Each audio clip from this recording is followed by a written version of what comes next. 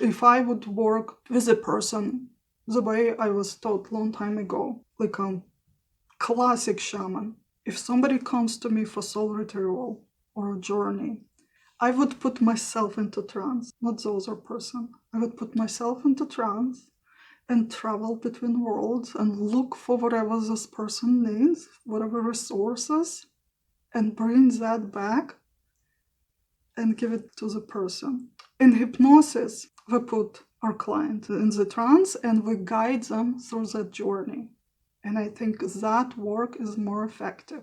I have adapted those shamanic techniques to modern hypnosis, make it more practical, and it does not matter whether you believe in those things or your clients believe or not, you still can use those techniques effectively. You don't even have to tell what you do, just use those scripts if you think it would be a good fit in working with a particular issue.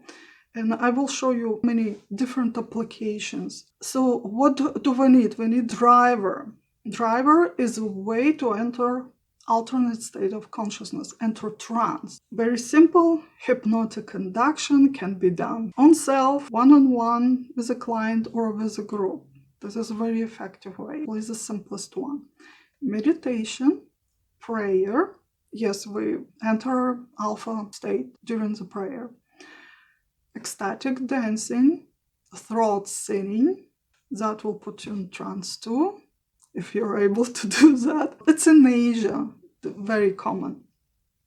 Fasting also puts you in a trance, not the healthy way though. Sacred or tantric sex. Also gazing at symbols, runes, mandalas, flame or waters in high magic or even practical lower witchcraft. This is used commonly. You draw a certain symbol of an entity you want to invoke or a place you want to travel or whatever elements you want to invoke, and you gaze until you enter that alternate state of mind. Staying in complete darkness for extended period of times. You've heard probably of those retreats where people are locked in a dark room for days. Brain start to produce more than usual of DMT. That's another way to enter trance, but I don't think it's healthy or even needed. Why? If there are other ways, easier ones. Sonic rhythm, drumming, rattling, chanting mantras or prayers, singing bowls, vargan, jaw harp. I have one to show you. I've used that for so many years. It's easy to travel with. I have a little case for it. I can put it on my neck as a necklace and go anywhere I want.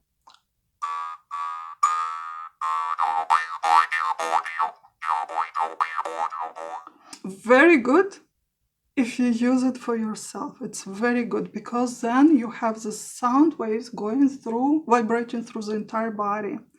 And the sound waves helps every cell of your body to release stagnant energy and harmonize it. So this is the best way to do sound healing on yourself, because it's literally from your mouth vibrates through the body. The drums, I use very simple drums. This is actually from, I believe it was brought from Ireland. You don't need that big if you're planning to travel. You can get much smaller. They usually come with a plain wooden stick. The sound will be really sharp. So you want to cover it with a leather or a fur, just to mute a little bit. You don't need to be a musician to do this. The rule of thumb, you need 2 beats for each second. So we have 60 seconds in a minute. To keep up with the time, you count 1 and 2 and 3, and this is the seconds. But with the beating, you do twice as fast.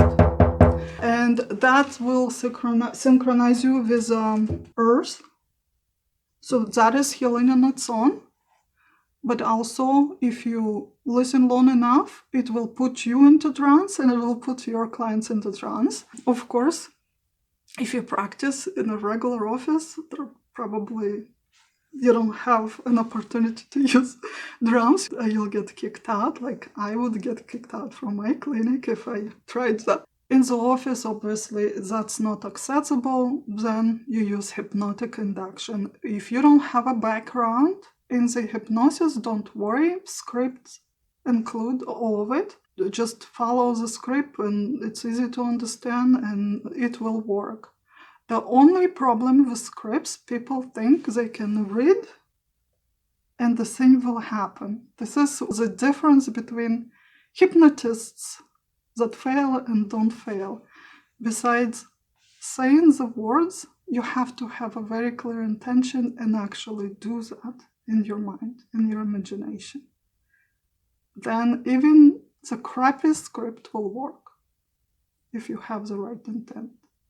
And another way to enter the trance, herbs, spices, mushrooms, bark of a tree like ayahuasca, very popular now. I'm very much against it. You do not need any of it. We have all other tools accessible to us. You don't need to hurt yourself. If you will be doing some research, you'll come across flying ointment, like my grandma did with...